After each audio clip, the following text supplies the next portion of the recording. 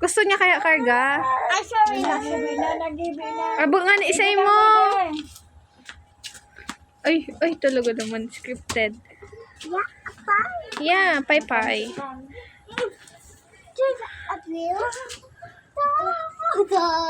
Kita na kami to. Di kayo di magkita sa camera.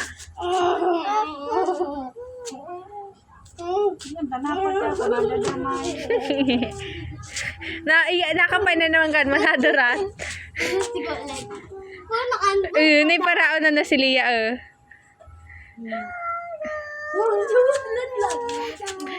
Udok na naman kaya. Mas kita man gigibo na udok. Nakapay na. Kana po mo masisakila ka udokon. Para niya kakarga si Lia. Yung kikilite.